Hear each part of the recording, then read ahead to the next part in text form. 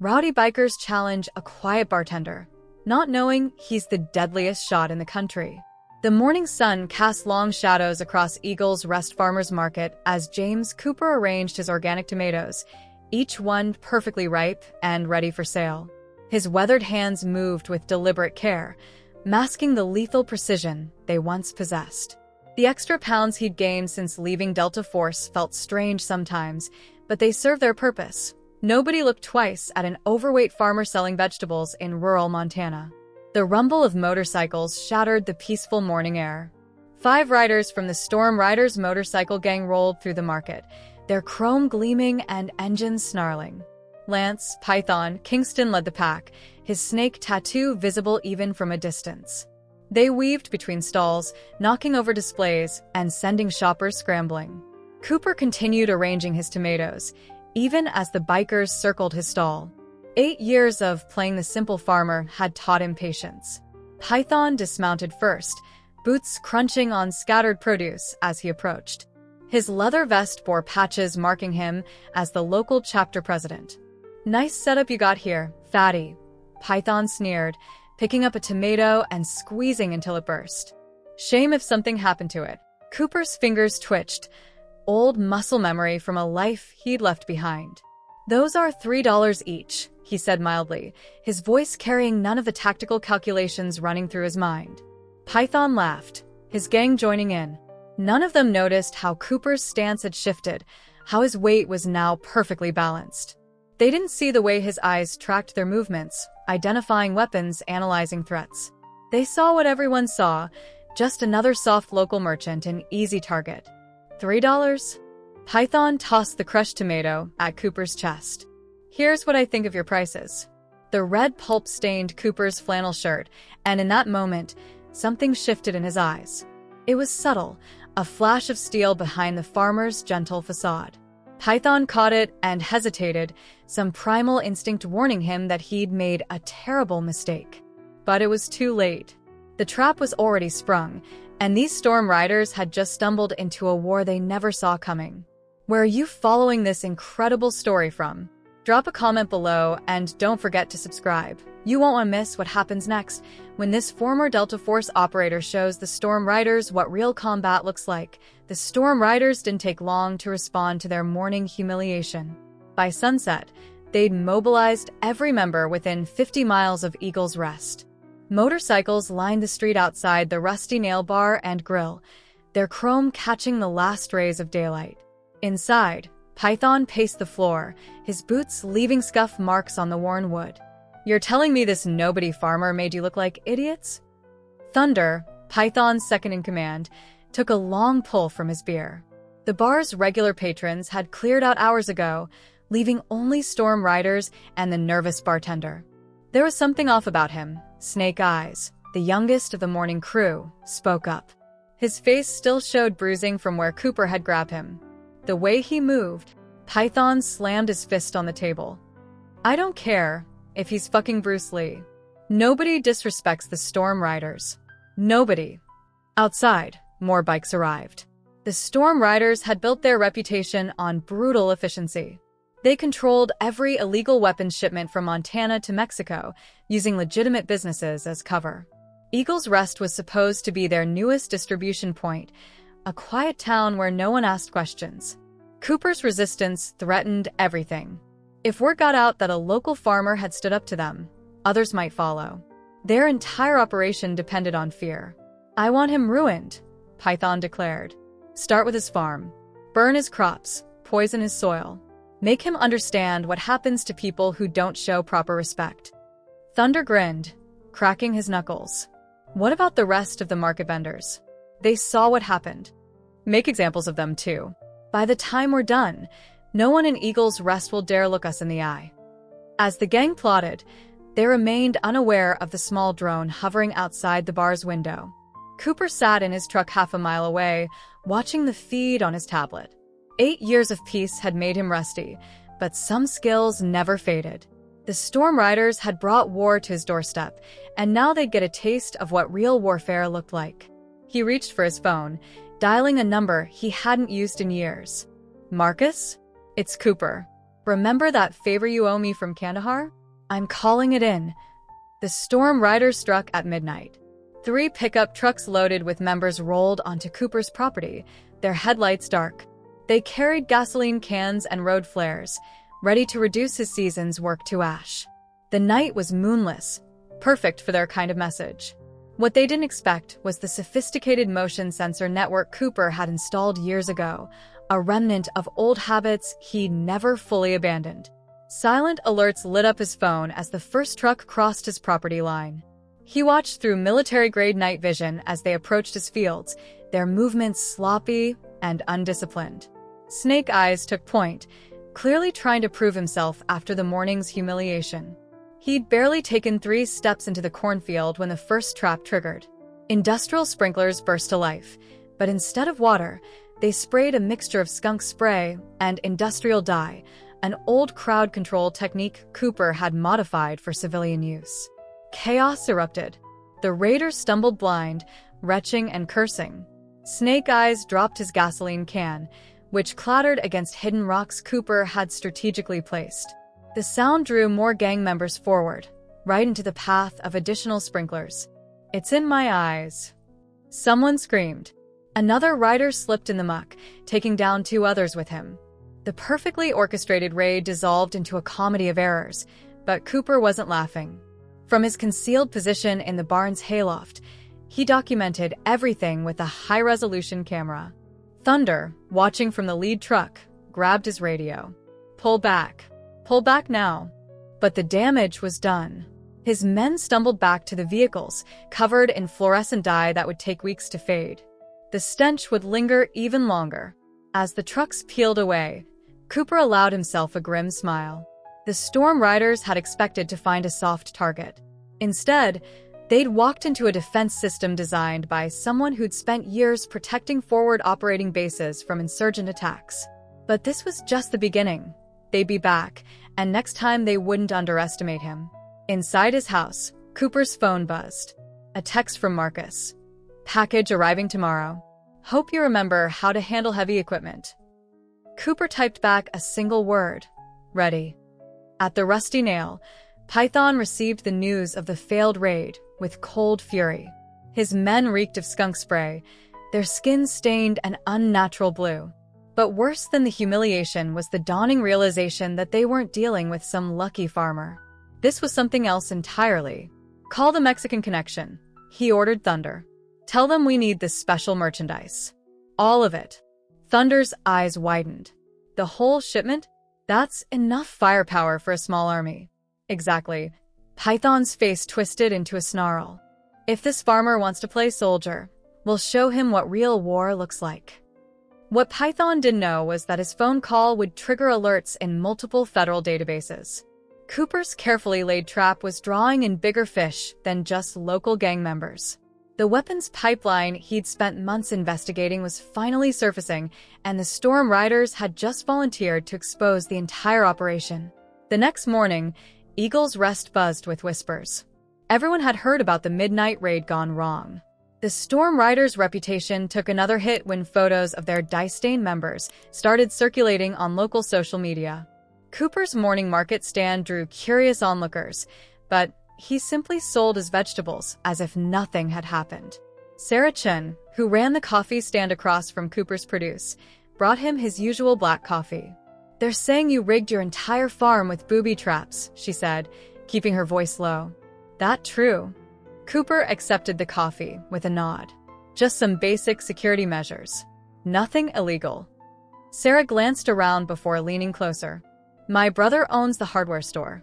Says the riders have been buying up chains and locks. Lots of them. Word is they're planning to shut down the market permanently." Cooper's expression didn't change, but his mind was already racing through scenarios. The market represented more than just commerce. It was the heart of Eagle's Rest, where farmers and craftspeople had gathered for generations. Shutting it down would break the community's spirit, making it easier for the storm riders to establish their operation. By noon, the gang's next move became clear. 3 large trucks pulled into the market's parking lot, disgorging dozens of storm riders. They moved with purpose, carrying heavy chains and padlocks. Python led them, his face twisted in a triumphant sneer despite the lingering blue tinge to his skin. By order of the property owner, he announced, producing a document, "This market is closed indefinitely for health code violations." Cooper examined the paper from his stall. The letterhead belonged to Max Corp Development, a shell company he'd been investigating for months. The pieces were falling into place. The Storm Riders weren't just weapons traffickers, they were frontmen for a larger organization. "This document's not worth the paper it's printed on," Cooper stated, loud enough for everyone to hear. "The market operates under a township charter. No private company can shut it down without a court order." Python's smile widened. "Why don't you call the cops then?" "Oh, wait." He gestured to where two police cruisers sat idle at the edge of the parking lot, their officers conspicuously avoiding eye contact. The Storm Riders' influence ran deeper than anyone had suspected.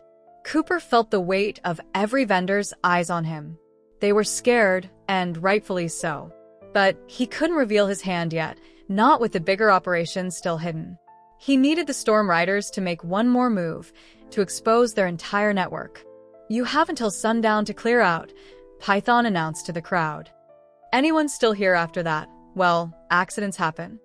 As the gang members began chaining up stalls, Cooper's phone vibrated.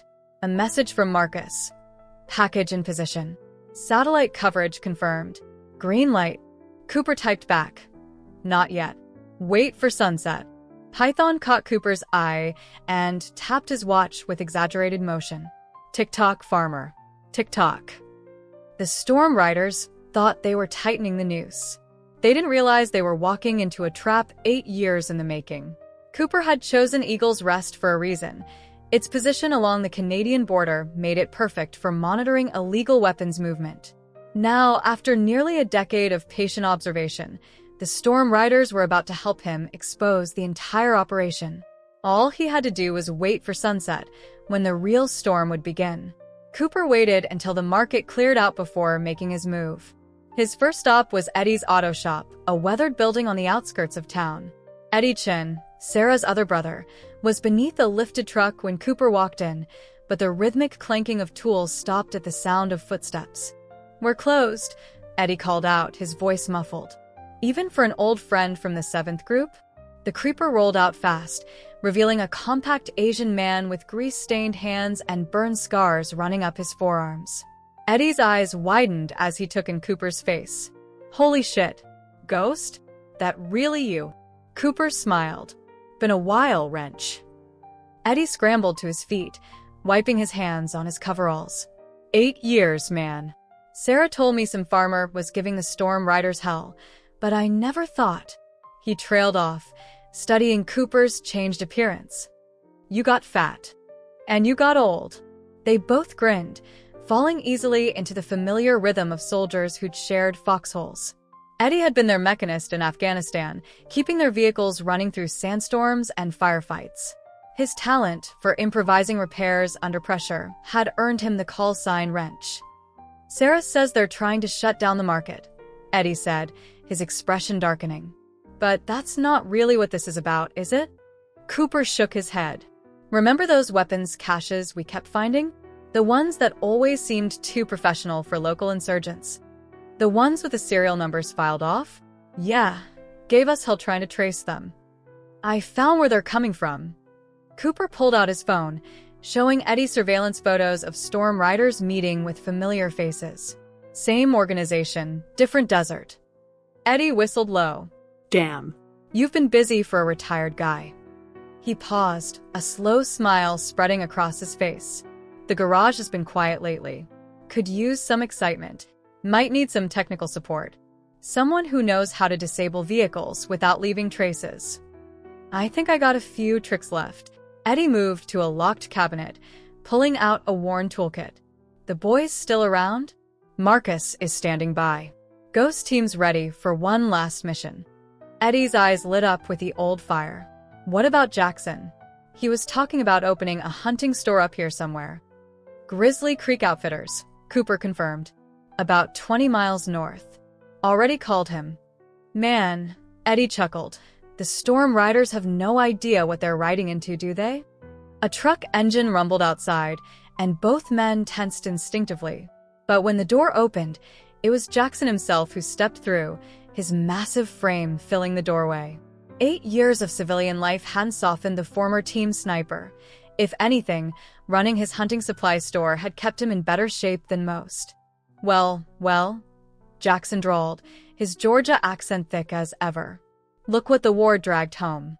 His bread was streaked with gray now, but his eyes were sharp as ever. Sarah called. Said some folks need a lesson in community relations. Cooper nodded. Got room for a few more rifles in your inventory? Funny you should ask. Jackson's smile was predatory. Just got a shipment of specialized hunting equipment. Real specific calibers, if you know what I mean. The legal kind, I hope, Cooper said, though he already knew the answer. Jackson had always been particular about staying within regulations, even in war zones. Everything's registered and clean. Question is... Jackson looked between his old teammates. We really doing this? Getting the band back together? Cooper pulled out a blueprint of the market and surrounding areas. One last tour. For old time's sake. The next few hours transformed Eddie's garage into a makeshift command center. Sarah arrived with coffee and news. The Storm Riders were calling in reinforcements from neighboring chapters. Through her coffee stand, she'd built a network of informants without even realizing it.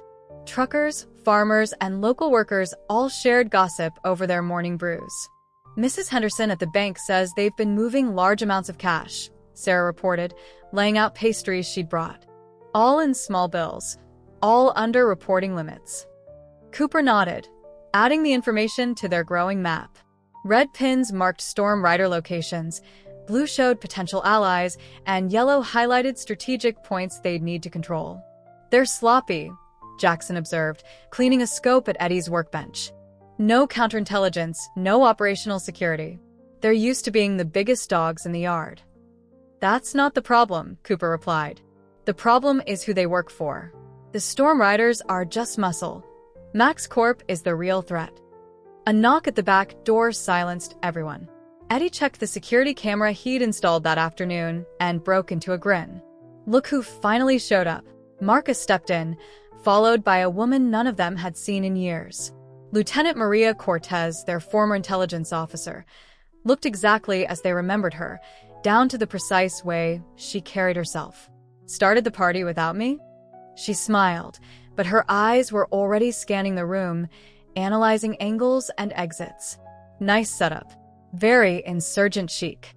Maria. Cooper stepped forward. Didn't think you'd make it. And miss this. She pulled out a laptop. I've been tracking MaxCorp shell companies for the FBI. When you called about the Storm Riders, everything clicked. They're using motorcycle gangs as cover for weapons distribution across state lines. The room grew quiet as implications sank in. What had started as local harassment was expanding into something much bigger. We've got company, Sarah called from the window. Outside, trucks were pulling into the lot, but these weren't Storm Riders. Tom Chun, Eddie and Sarah's father, stepped out of the lead vehicle. Behind him came a dozen other market vendors, faces Cooper recognized from years of peaceful Saturday mornings. Let them in, Cooper decided. They deserve to know what they're up against. The garage filled quickly. Tom Chun, who'd escaped Vietnam by bicycle before building a new life in Montana, spoke first.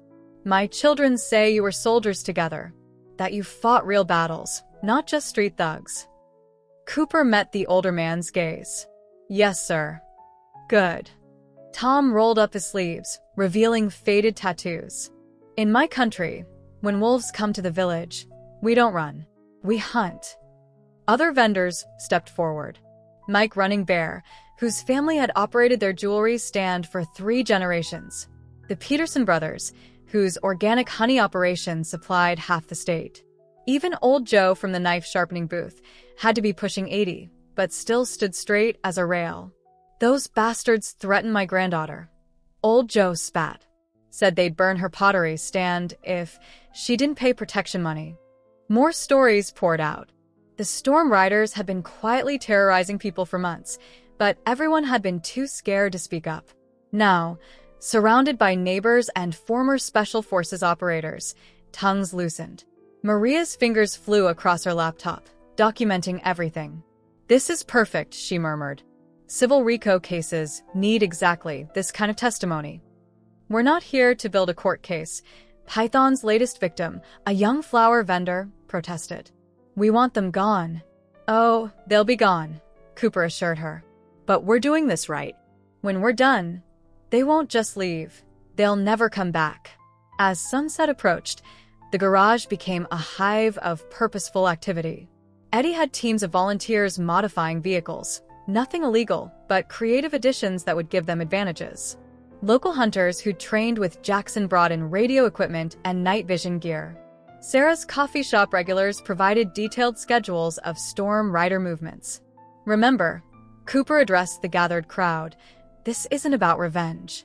It's about protecting our community and shutting down a weapons trafficking operation that's putting guns in the wrong hands.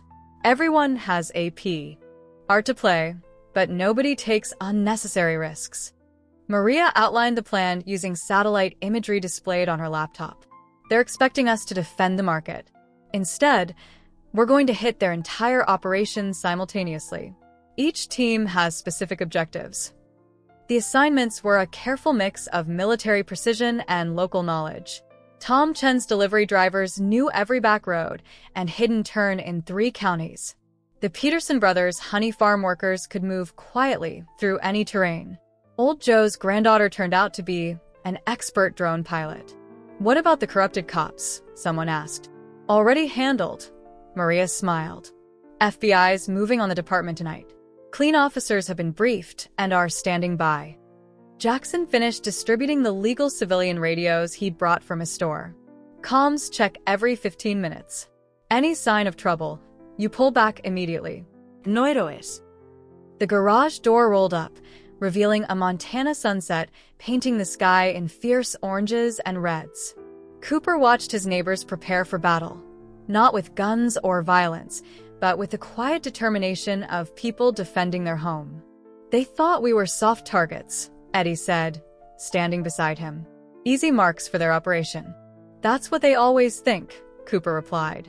"That's why they always lose." Sarah approached with a fresh cup of coffee, his third of the day. "Market opens at dawn," she said. "Think we'll be ready?" Cooper took the coffee, remembering other sunsets before other battles. But this was different. This wasn't about following orders or completing missions. This was about protecting a community that had given him a home when he needed one most. "Dawn's not the deadline," he said. "The storm riders gave us until sunset, remember?" Understanding spread through the crowd. They weren't waiting for morning. The counterattack would begin tonight. Marcus checked his watch. "Ghost team, time to saddle up." The old unit moved with practiced efficiency, checking equipment and synchronized watches. Around them, the locals organized into their assigned groups, each focused on their part of the operation. "One last thing," Cooper addressed the room. "After this is over, win or lose, the market opens tomorrow. Business as usual.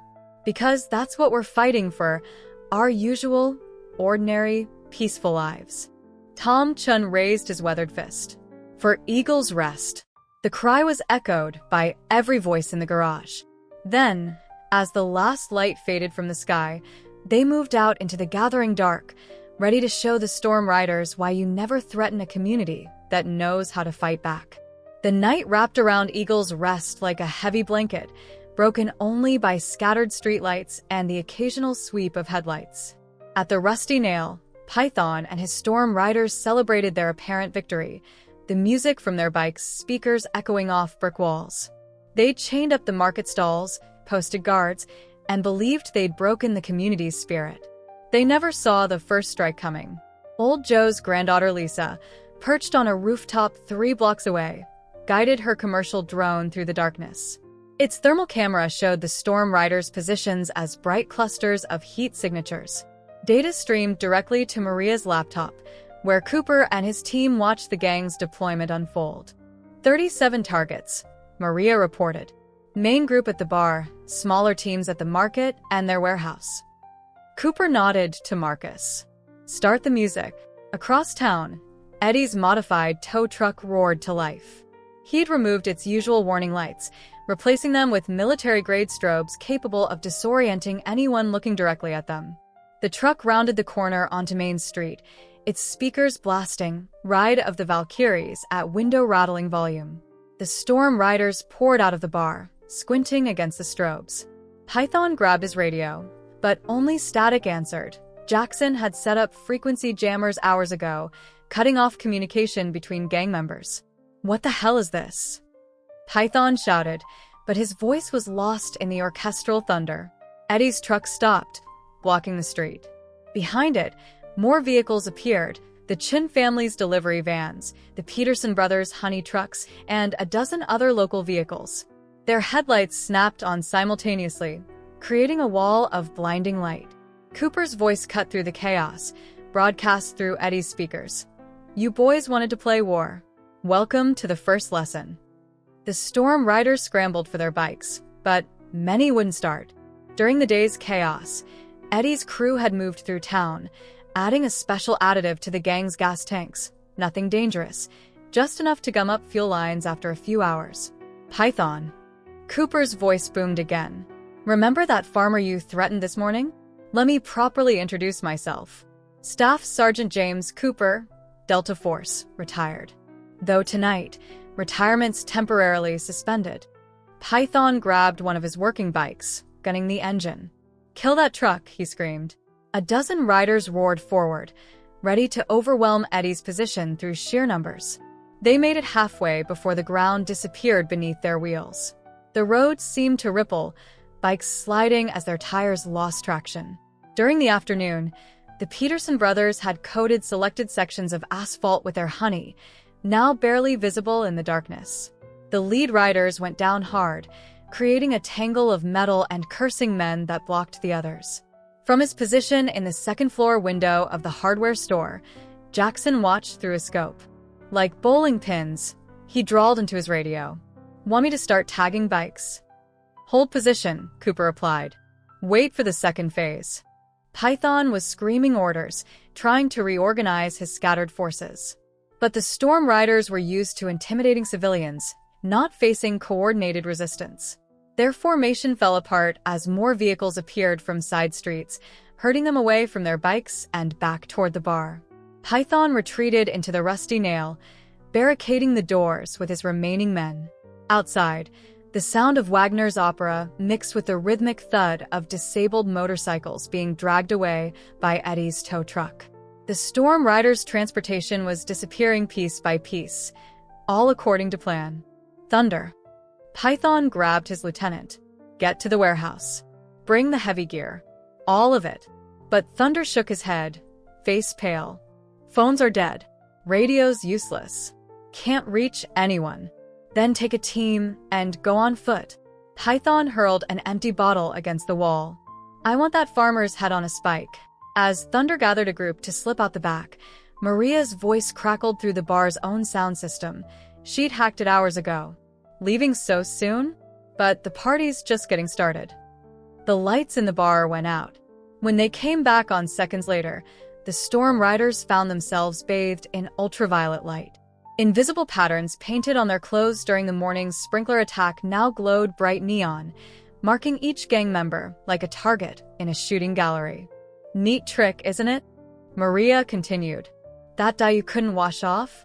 Military-grade tracking compound. We can see you through walls now." Outside, Jackson's voice carried across the night.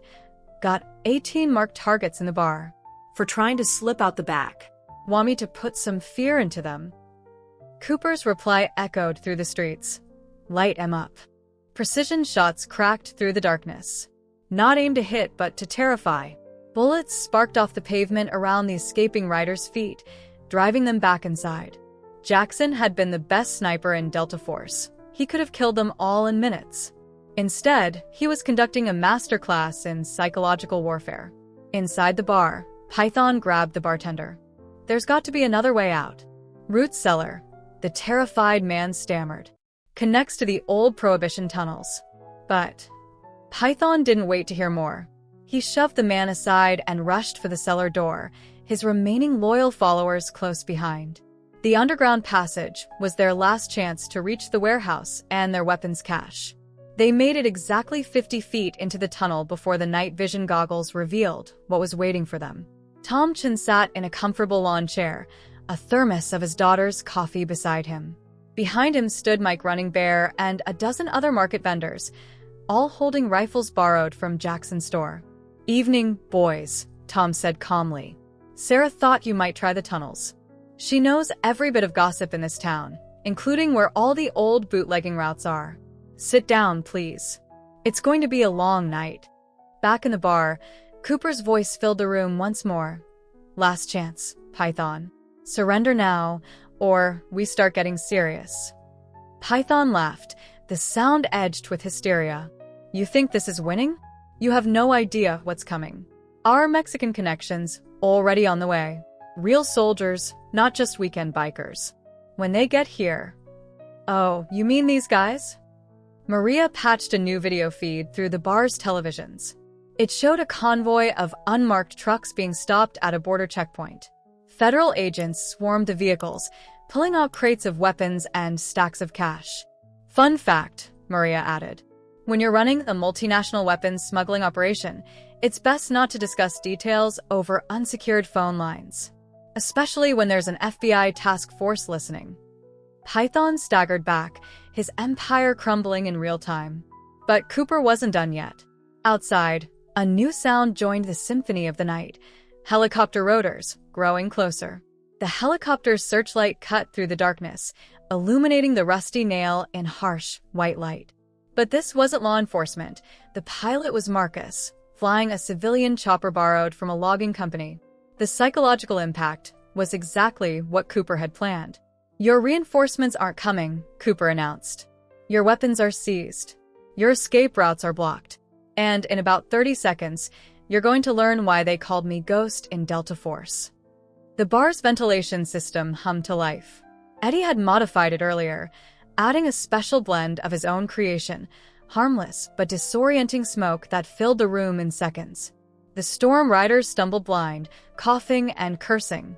Through their confusion, a new sound emerged: heavy footsteps on the roof, then the walls, seeming to come from everywhere at once.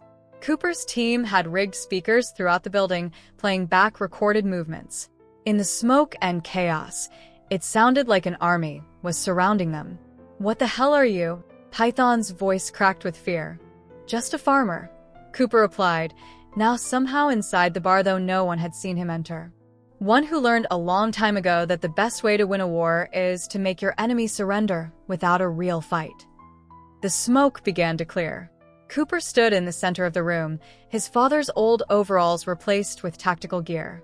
He looked nothing like the soft target Python had threatened that morning. "Your choice," Cooper said quietly. "Surrender to us, or wait for the FBI tactical team that's 20 minutes out. Either way, the Storm Riders are finished in Eagle's Rest." One by one, the gang members dropped their weapons. Even Python, his face a mask of rage and disbelief, realized it was over. As Cooper's team secured the prisoners, Maria was already downloading data from phones and laptops, building a case that would dismantle not just the local chapter, but the entire weapons trafficking network. Outside, the community gathered to watch the Storm Riders being loaded into waiting vehicles. Sarah handed out coffee while Eddie and his crew began removing the chains from market stalls. The Peterson brothers hosed down the honey trap, preparing the streets for normal traffic. "Ghost team, check in," Cooper called over the radio. "Market secure," Jackson reported. "Tunnels clear," Tom Chin added. "Warehouse locked down," Marcus radioed from the helicopter. "All evidence logged," Maria confirmed.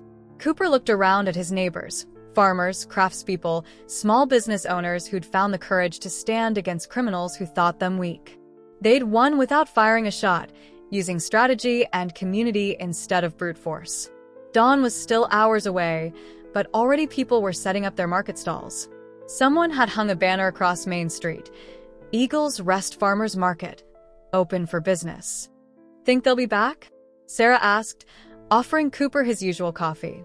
He watched as the last Storm Riders were driven away, their motorcycles impounded, their operation in ruins. "No," he said. "But if they do..." He left the threat unfinished. Everyone knew now. Mess with Eagle's Rest, and you deal with all of them, including one very dangerous farmer who'd finally found a home worth fighting for. In the quiet before dawn, Cooper sat alone in his farmhouse kitchen, staring at a worn photograph. The image showed a younger version of himself standing with his Delta Force team in Afghanistan, all of them bearing the lean, hard look of career soldiers. His fingers traced the faces of those who hadn't made it home, remembering the weight of decisions that had put men in harm's way. The night's victory over the Storm Riders should have felt triumphant. Instead, it had awakened something he'd spent 8 years trying to bury: the tactical mindset, the surge of adrenaline, the cold clarity that came with combat operations. The farmer's calluses on his hands felt suddenly foreign, as if they belonged to someone else. A knock at the door pulled him from his thoughts. Maria stood on his porch, holding 2 cups of Sarah's coffee. "Couldn't sleep either?" she asked, settling into a chair across from him. Cooper accepted the coffee with a nod. "Kept checking the perimeter. Old habits." "I saw the footage from your security cameras," Maria said carefully. "The way you moved tonight, the planning, the precision, you haven't lost a step." "That's what worries me." Cooper set down the photograph. "I came here to escape that life. Bought this farm because growing things seemed like the opposite of what I used to do. Now you're leading a team again. Fighting battles. Different enemy, same tactics." He stood, pacing the worn floorboards. 8 years ago, in that last operation, we were tracking weapons disappearing from military stockpiles. Traced them through Turkey, across Europe, all the way to cartel networks in Mexico. But something went wrong. Maria's expression softened. "I remember. The intel was solid, but someone tipped them off. 3 of our team died in that ambush. After that, I needed something else. Something simple." He gestured to the farm outside. "Found this place by accident. The old owner was retiring, wanted someone who'd care for the land. Never asked about my past, just showed me how to work the soil. And now the war found you anyway." Cooper's laugh was hollow.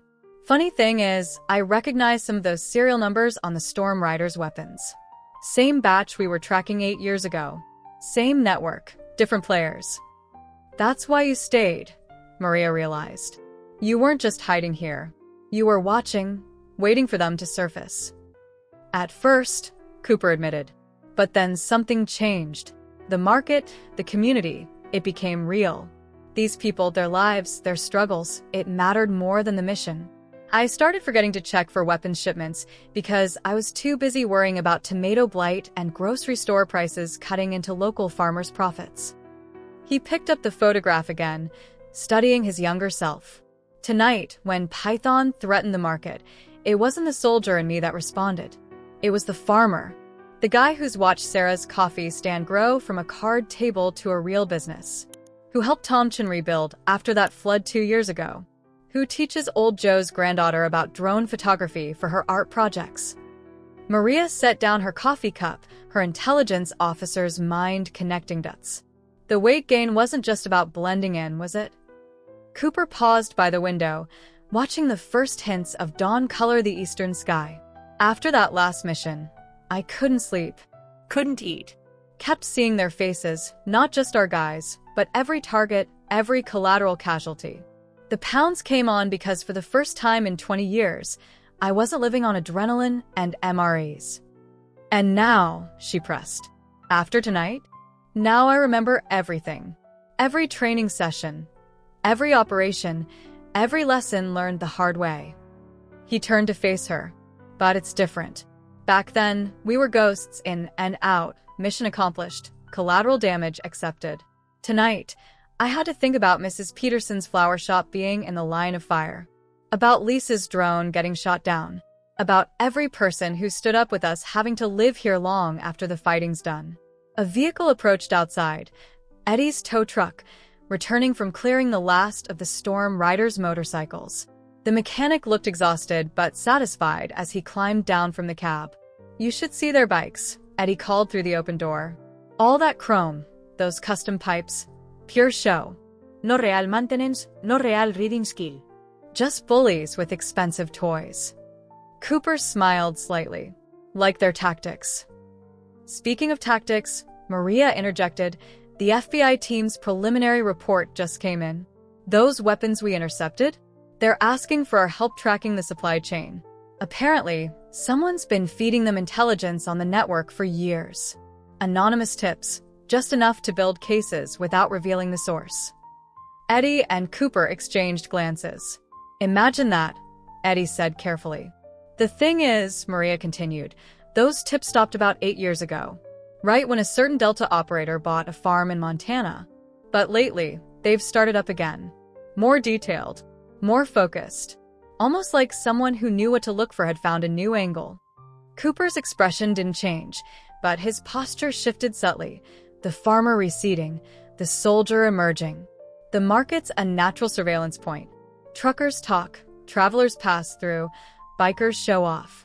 Amazing what people say when they think you're just a simple farmer selling vegetables. That's why you never bought a truck for the farm, Eddie realized.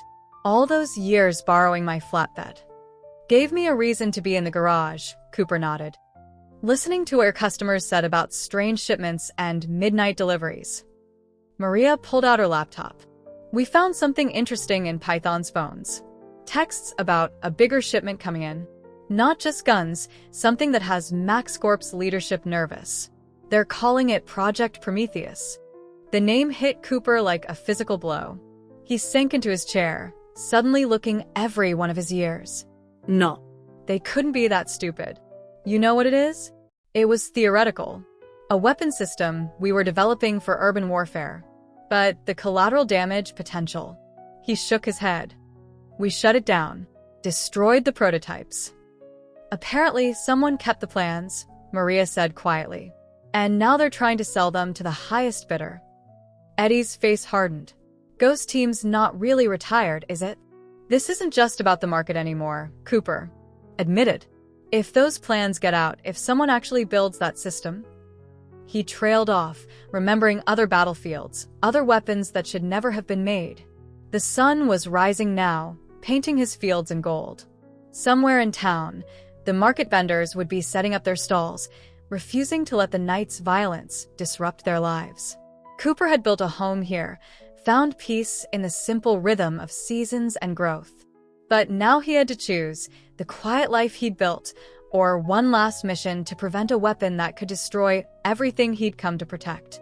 The kitchen filled with the sounds of Eagle's Rest waking up, distant tractors, morning birds, the first cars heading to work.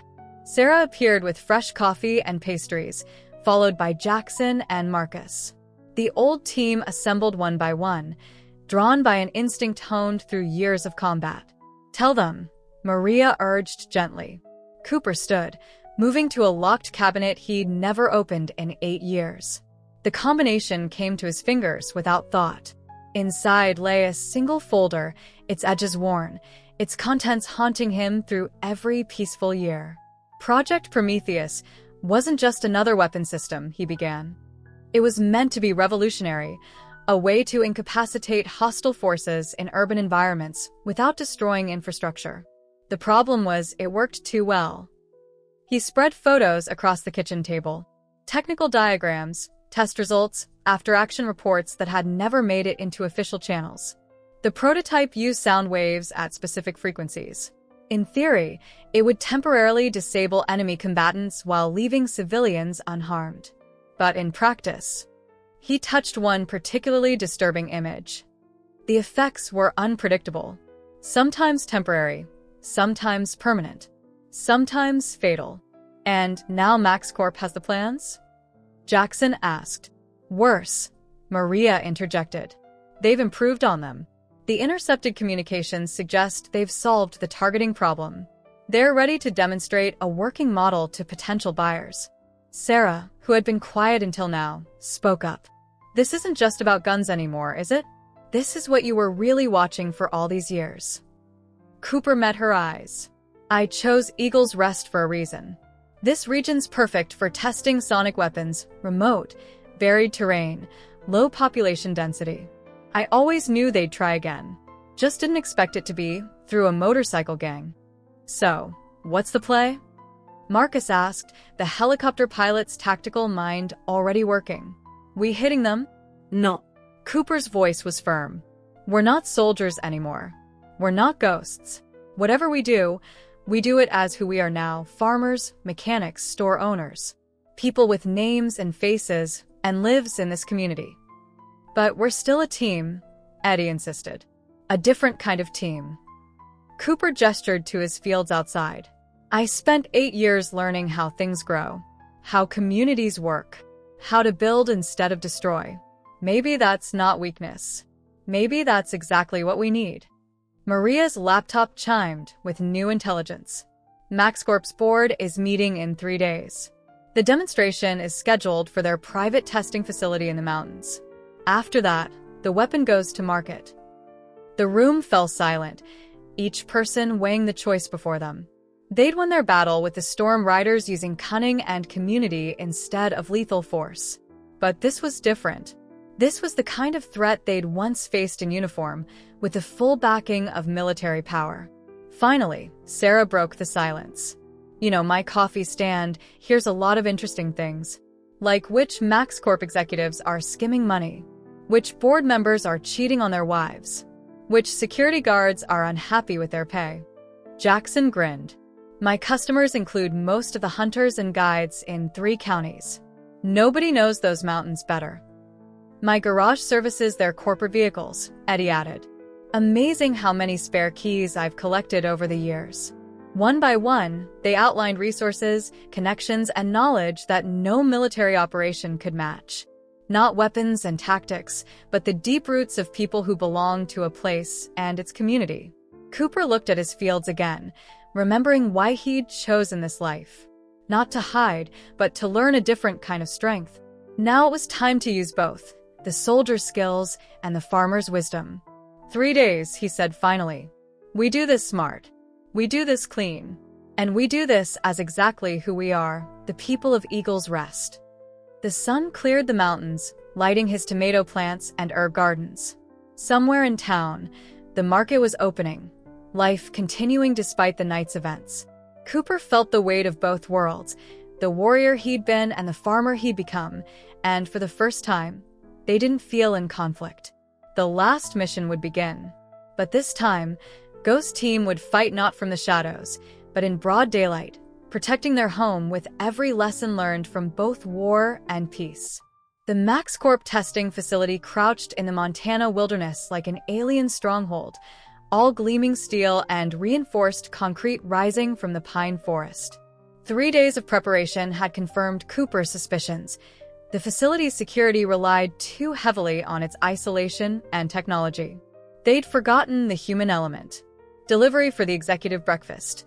Sarah called through her coffee stand's van window. The guard checked his tablet, noting the last-minute order from the board chairman himself. These corporate types were always demanding special treatment. Pop the back, he sighed, already thinking about his upcoming break. Sarah opened the van's rear doors, revealing racks of premium coffee urns and pastry boxes.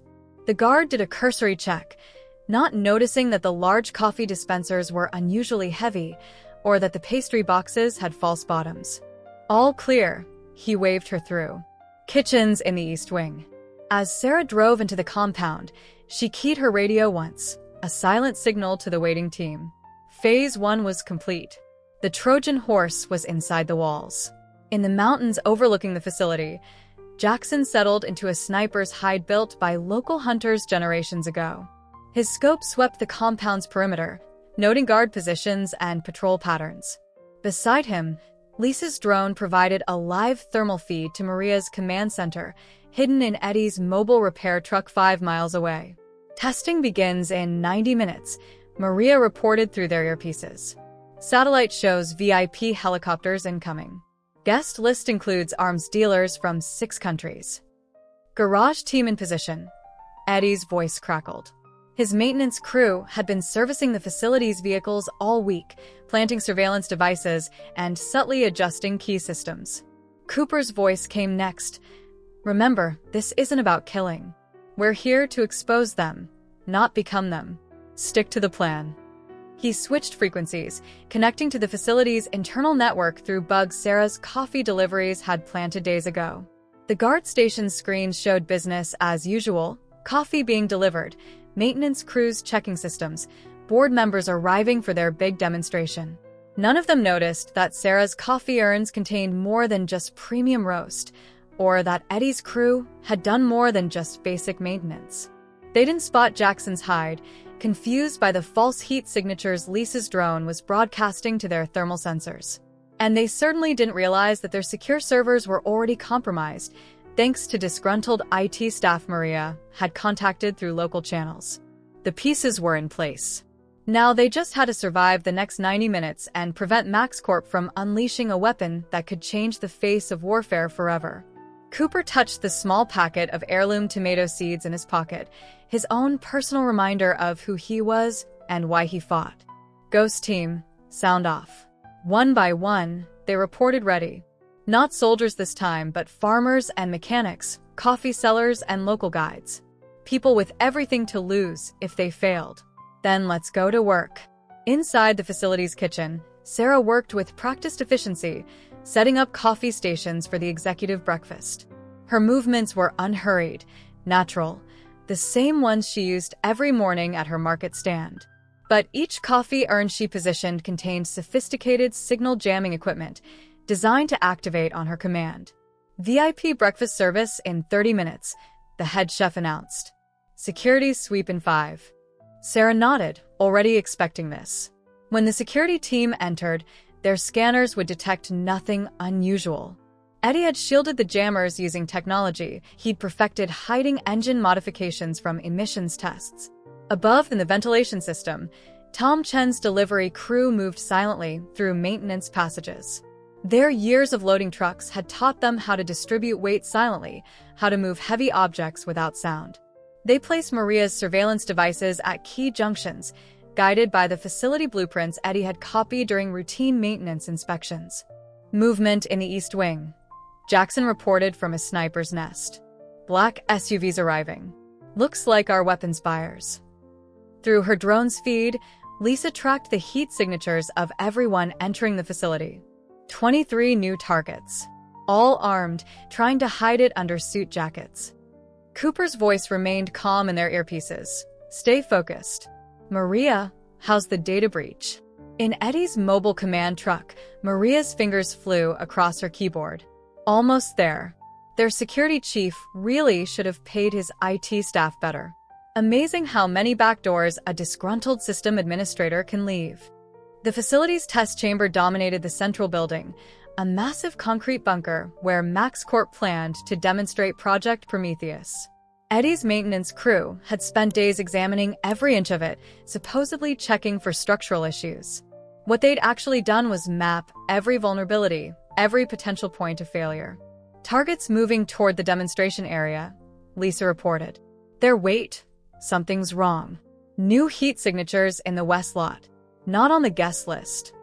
Cooper switched camera feeds. 3 unmarked vans had entered through the service entrance, their occupants moving with military precision. Not MaxCorp security, not the weapons buyers, someone else had crashed their party.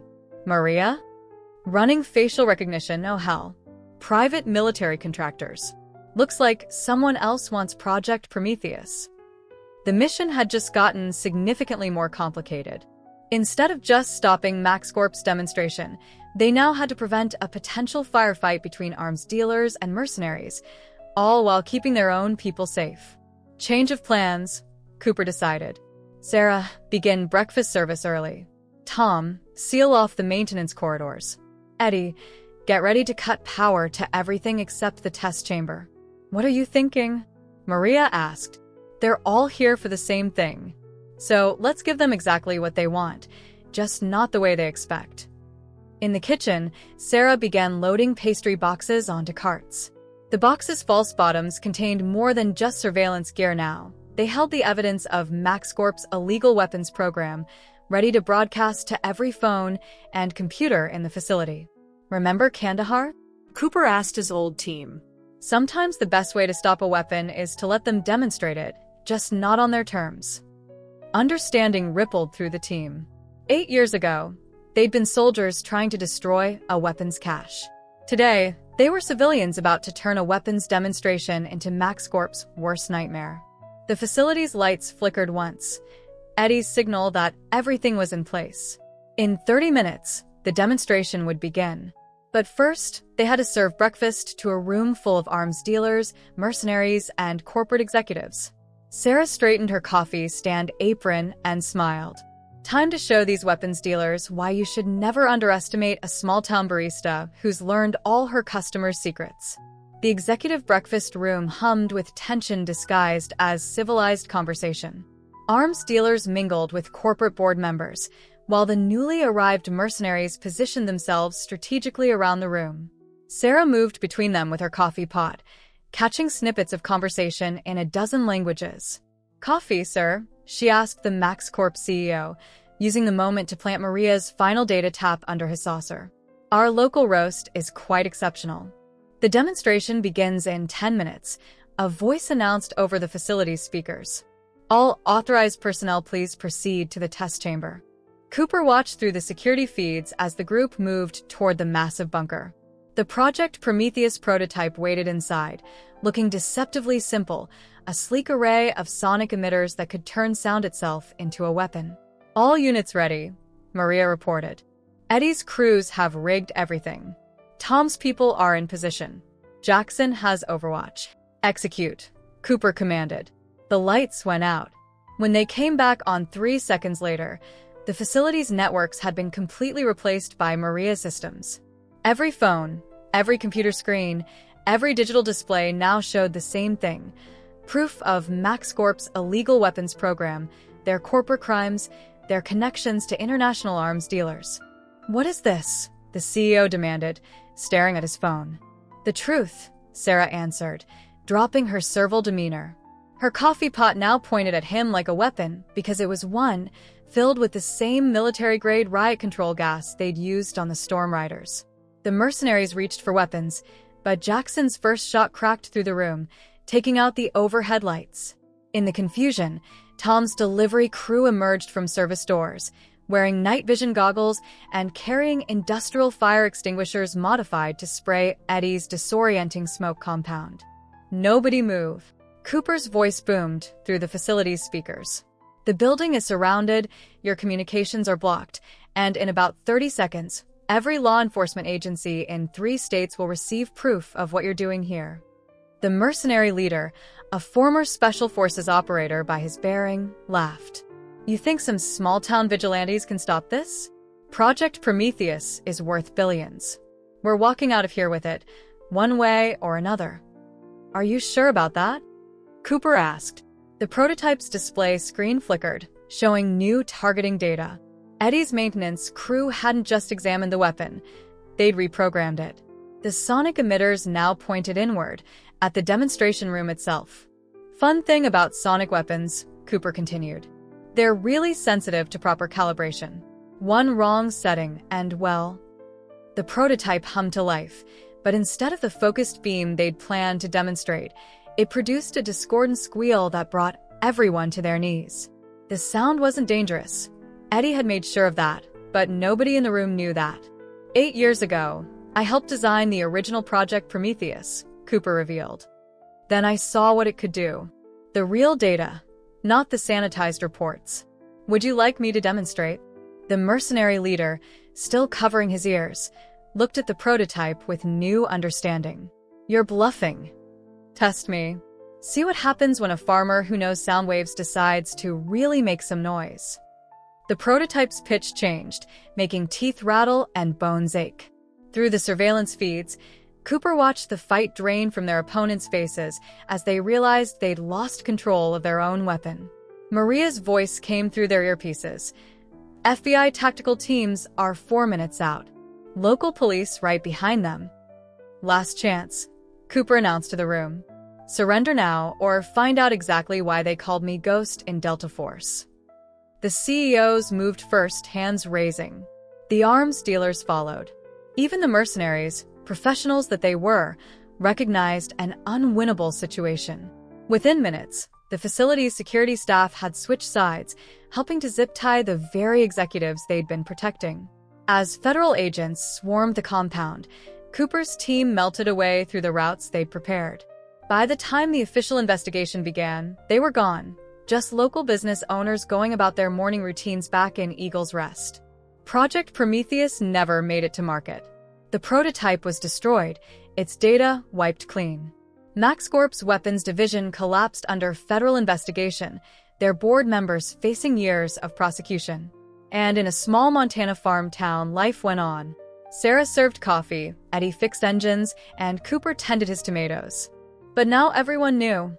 Mess with Eagle's Rest, and you face more than just farmers and shopkeepers. You face ghosts who've learned that the strongest weapons aren't the ones that destroy, but the ones that bring people together. 1 month after the MaxCorp takedown, Eagle's Rest Farmers Market was busier than ever. Cooper's vegetable stand had a new addition, a small greenhouse where he grew specialty heirloom tomatoes. The Storm Riders' attempt to shut down the market had backfired spectacularly, turning the quiet trading post into a tourist attraction. "They're calling it the Ghost Town Market now," Sarah said, delivering his morning coffee. Her stand had expanded too, with a proper espresso machine and a line that stretched down the block. People come from 3 states away, hoping to see the farmer who took down a weapons cartel. Cooper adjusted his display of organic squash, hiding a smile. They seem disappointed when all they find is vegetables. And the best damn tomatoes in Montana. Sarah sat beside him, watching the morning crowd. "Though I notice your produce is particularly popular with certain federal agents lately." She was right. Ever since the MaxCorp incident, Cooper's stand had attracted a steady stream of official visitors disguised as customers. The FBI wanted to know more about his years of surveillance. The DEA was interested in his knowledge of smuggling routes. The ATF had questions about weapons trafficking networks. Cooper sold them all vegetables and kept his own counsel. "Did you hear about Python?" Sarah asked, lowering her voice. "Maria says he cut a deal. Turned state's evidence against MaxCorp's entire distribution network. Amazing what people will say when they realize they've been played." Cooper sorted through his tomatoes, checking each one for ripeness. The meditation of farming had become more precious to him now, not less.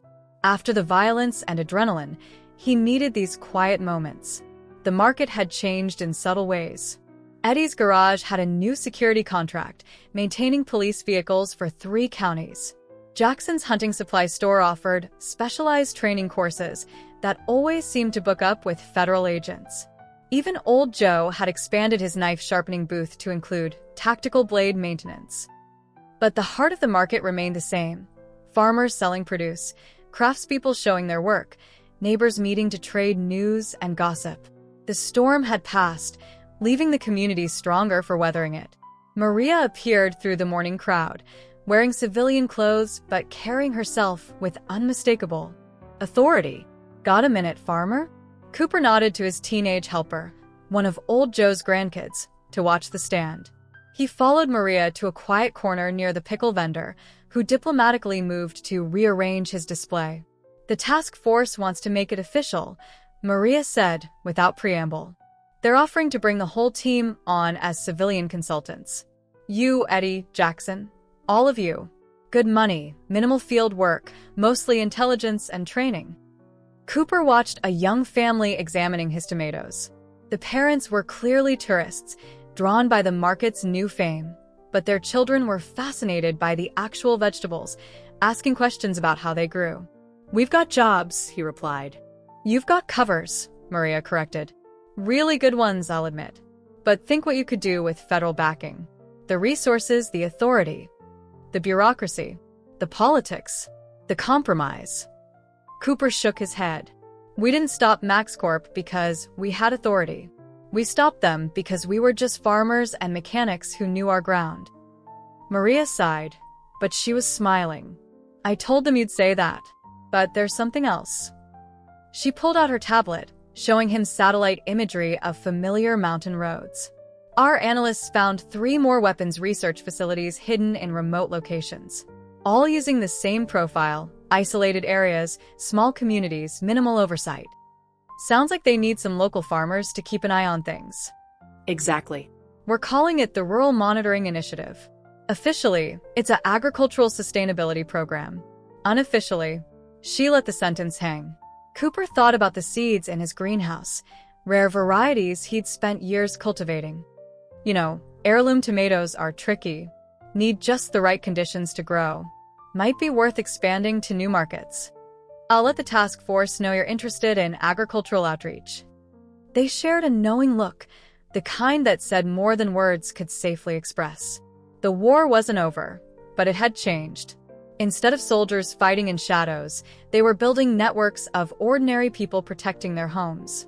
Back at his stand, Cooper found Tom chin-deep in conversation with his teenage helper about proper soil composition. The old man had become a regular fixture at the market, his delivery business now specializing in secure logistics for certain government agencies. The kids want to learn farming, Tom said as Cooper approached. Real farming, not just victory gardens. They see what happened here, how knowing the land kept us strong. He was right. The market had become more than a place of commerce. It was a training ground, a networking hub, a symbol of community resilience. Every weekend, people from surrounding towns came to learn not just about vegetables and crafts, but about standing together against those who would prey on them. The Peterson brothers had started teaching beekeeping classes that somehow included lessons about surveillance and coordinated response. Sarah's coffee stand had become an unofficial intelligence hub, tracking regional traffic patterns through truckers' gossip. Even Lisa's drone photography business was booming, her artistic aerial shots providing cover for regular security sweeps. As the morning crowd thinned, Cooper's old team gathered for their usual coffee break. Eddie was teaching Jackson about his latest engine modifications, while Marcus discussed flight patterns with Lisa. They looked nothing like the hard-edged soldiers in that old photograph. They were softer now, grayer, more rooted in the community they'd chosen to protect. "You know what I don't miss?" Eddie said suddenly. The silence.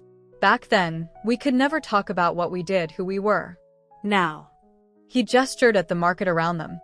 Now, we're just us. With some unusual hobbies, Jackson added, making them all laugh. A commotion at the market entrance drew their attention. A group of bikers had pulled up, not storm riders this time, but weekend warriors on shiny touring bikes. They looked nervous, clearly having heard the stories about what happened to the last motorcycle gang that caused trouble. Sarah walked out to meet them, coffee pot in hand. "Welcome to Eagle's Rest. First time at our market?" The bikers visibly relaxed at her welcome. Soon they were scattered through the stalls, buying local honey and admiring handmade crafts. One of them stopped at Cooper's stand, examining a particularly gnarled heirloom tomato. "This is really what you do?" the biker asked. "After everything that happened here?" Cooper weighed the tomato in his weathered hands. "This is who I am. Who we all are. The rest." He shrugged. "The rest is just community service." The biker left with a bag of vegetables and a thoughtful expression. Cooper watched him go, remembering another life, another way of fighting. The skills were the same, observation, patience, precision, but now they served life instead of death. Growing food instead of destroying threats. As the sun climbed toward noon, Cooper surveyed his domain. The market stalls with their hidden security features. The farmers and craftspeople who doubled as intelligence networks. The teenagers learning trades that might one day help them protect their own communities. Sarah appeared with fresh coffee, taking her usual seat beside him. "Another quiet morning in Eagle's Rest?" "As quiet as we keep it," Cooper replied. They watched a young family leave with their purchases, fresh vegetables, local honey, handmade crafts. Simple things, worth protecting, worth fighting for if it came to that again. But for now, the sun was warm, the tomatoes were ripe, and the ghosts of Eagle's Rest could rest easy, knowing they'd found a different kind of victory. Not in the shadows of war, but in the open light of a community that stood together. "You ever miss it?" Sarah asked softly. "The excitement? The action?" Cooper looked at his calloused hands, soil worked deep into the creases. He thought of the greenhouse where he coaxed rare seeds into life, of the quiet satisfaction in watching things grow, of the strength he'd found not in weapons or tactics, but in being part of something larger than himself. "No," he said finally. "I found something better." Above them, the market's new sign caught the morning light. Eagles Rest Farmers Market, growing strong together. Simple words for a simple truth. Sometimes the greatest victories come not from fighting battles, but from cultivating peace. And if trouble came again? Well, that's what neighbors were for. That's what communities did. They looked out for each other, protected each other, stood together against any storm that threatened their home. Just ask any farmer in Eagles Rest. They'll tell you about the ghosts who guard their market, the warriors who chose to trade their weapons for plowshares, the soldiers who found their greatest strength in growing tomatoes and serving coffee and building something worth protecting.